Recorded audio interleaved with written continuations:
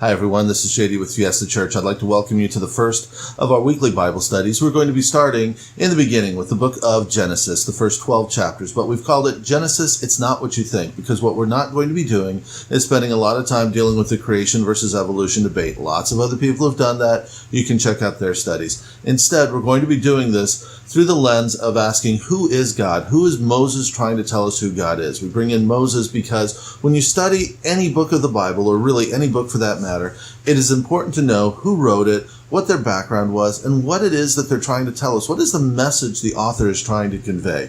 In the case of Moses, Moses was mainly a shepherd. Yes, he was raised in the palace of the Pharaoh, but he'd been a shepherd for 40 years in the Near East. This was a man who was married, he had kids, he had to get up every day and go to work to provide for his family. Sometimes he had to work through the night, depending on where the herd was, to provide for his family. He was just an ordinary guy for the majority of his life. This is a guy that most of us can relate to. At Fiesta Church, we're just a group of ordinary people who felt called of God to bring a church into the Fiesta district in Mesa to serve the people there. And we're asking, if you're listening to this video, if you'd consider how you could partner with us. So Moses is this ordinary guy who was then called to do an extraordinary thing, called by God, given a mission by God. Now, most people can relate to the first part, but some of you who may be listening are saying, so what is this called by God thing? Maybe you don't relate to the second part. Maybe you have questions about who God is. Well, those questions are natural, and any religion has to answer these basic questions of who is God? Who am I? Not the race, not all of us as 7 billion people living on this earth, but who am I individually? Who am I? What relationship should I have with God? And then, let's be honest, why don't I have that relationship? Because all of us don't have the relationship we want with God. And the final one is, how do we get there? And here's the amazing thing to me about the beginning of Genesis. It's that all of these questions are not just going to be answered, but they're going to be answered in a way that is consistent with the end of the Bible. Think about how amazing that statement is. 3,500 years pass between Moses writing and John writing the book of Revelation. Think of who the authors of the New Testament were. Here you have a shepherd raised in the palace of the Pharaoh in Egypt. Here you have guys who were raised in Israel. You have a fisherman. You have a scholar. You have a doctor. You have all these various professions. As a matter of fact, you couldn't get a more diverse set of backgrounds in people. You put 1,500 years between them, and you have a consistent story. The God that is revealed, the gospel that is revealed in Genesis, is the same as what comes out in the New Testament. How is that even possible? Well, there's only one way. Because the God that they're writing about is the same. The God who inspired Moses is the God who inspired Matthew, Mark, Luke, and John. And he's writing the story to tell us how we can find him. So that's who the author is. And so let's begin to look at what he writes. So we're going to start with just those first few words that most of us know. In the beginning, God created. But we're going to stop there for a second because we need to realize what a radical concept this was. Moses is writing for a specific purpose. He's writing to tell people about who God is. But he's also writing to remind the Israelites who God is. See, he's the son-in-law of a priest, and the people have been in Egypt so long that they have forgotten, and they've begun to worship the gods that are around them. So who are the gods in this culture? Well, the gods in the culture that everyone else thought of were gods who came into an earth that was already there, into space, into things that already existed. And Moses comes along and he begins to write this radically different concept. He says, you know what? Before there was anything, there was God. In fact, later when Moses is writing about himself, when he writes about God in the burning bush, he says, when he asked God his name, God said, I am.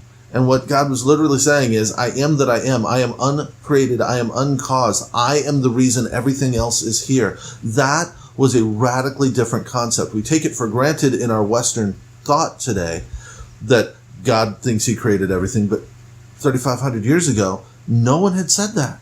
So Moses is writing about a very different God, a God who brought everything into creation. And then he goes on and he begins to describe what God did, that God moved over the face of the earth, that God moved over the waters and the deep, that God began to create the sun, the moon, and the stars, that God created the creatures and the plants in the ocean, that God created the creatures and the plants that began to populate the earth, that God pushed up the mountains, all of these things that God did. And you understand that to the people he's writing and the culture he's writing, people had made gods out of those things. It's not that people didn't have any concept of God. It's that they had a concept of multiple gods. We're going to use lowercase g, that there was a God who was over the sun. There was a God who was over the moon. There was a God who was over the oceans. There was a God who was over the harvest. There was a God who was over life and death. There was a God over all of these things. And a different God, and you understand the limited nature of each of those gods then. Those gods were only powerful and could only influence things that had to do with their dominion. And when they got out of their dominion, they were out of power. They weren't all powerful. They were strong, but they were limited. And Moses begins to write to these people, and he begins to say, look, there was one God. He was here before anything. Everything comes from that one God.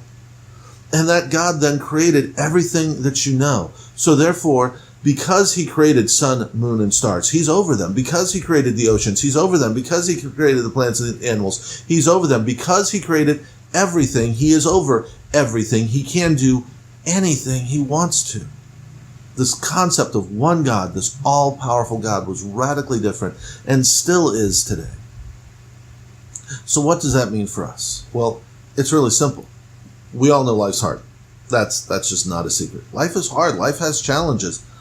And when we come to those challenges, whether it's raising our kids or living paycheck to paycheck or putting a roof over our head or achieving some goal or even just finding what our purpose is in life, we have a God who wants to be a part of us. We're going to see that and later on, who can be a part of us, who can help you and I do whatever it is that we're called to do. He used this ordinary person, Moses, to begin to deliver and to teach some really profound things. God uses the ordinary to do the extraordinary. So if you're just listening to this and you're wondering who God is, or maybe you're thinking you're just too far from God, or there's just too many obstacles to get to God, God will overcome all of them for you. He took the time to get with Moses 3,500 years ago and say, you need to write to people so they remember who I am, so they know who I am.